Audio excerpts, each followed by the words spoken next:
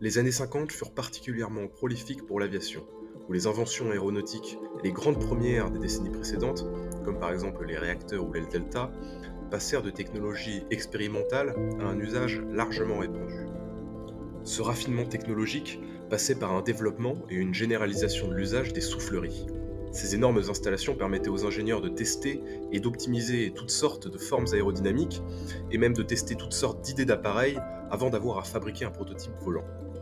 En France, l'organisme le plus avancé dans les travaux de soufflerie était, et est toujours aujourd'hui, l'Office national de recherche et d'études aérodynamiques, résumé à ONERA.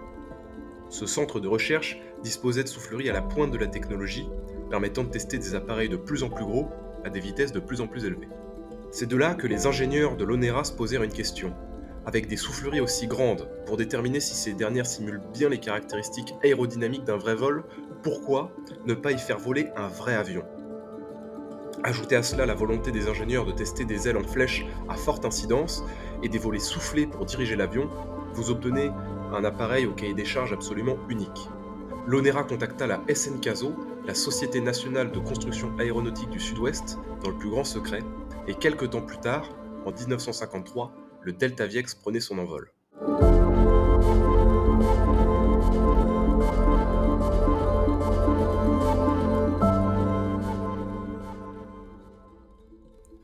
Le Delta Viex était vraiment un minuscule appareil. Avec 3,40 m d'envergure, il était moins large qu'une aile de Mirage 3 et pesait à vide 12 fois moins que ce dernier, pour pouvoir entrer dans soufflerie et être retenu par des câbles. L'avion avait des ailes avec un impressionnant angle d'attaque de 70%, le rendant extrêmement sensible en roulis et en lacets. Pour compenser, une partie de l'air éjecté par le petit réacteur Turbomeca Marboré 2 était déviée dans les ailes et éjecté par de minuscules trous dans les bords de fuite des volets de l'appareil. Ce système permettait même de diriger l'appareil enlacé sans utiliser de surface mobile. Ce poids plume pouvait atteindre les 400 km/h, mais ne fit jamais de long vol. Sa minuscule taille l'empêchait d'avoir un siège éjectable, et si son unique moteur tombait en panne en vol, le système de volet soufflé se couperait, ce qui le rendrait impilotable. D'après son unique pilote d'essai, Robert Fouquet, l'avion était agréable à piloter. Aux mains de ce dernier, il passa de nombreuses heures dans les souffleries de l'ONERA, suspendu au bout de fil, où il permit a priori aux Français d'améliorer grandement leur compréhension de l'aérodynamique. En 1956, les essais terminés, l'appareil fut rendu public aux yeux des Français et fut présenté au président de l'époque René Coty en personne.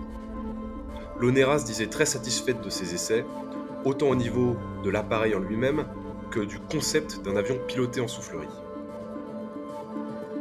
Le programme terminé, il fut un temps récupéré par un garage et coule maintenant des jours heureux au musée des ailes anciennes à Toulouse, en attendant une restauration. Une fin assez tranquille pour un appareil qui est vraiment très méconnu.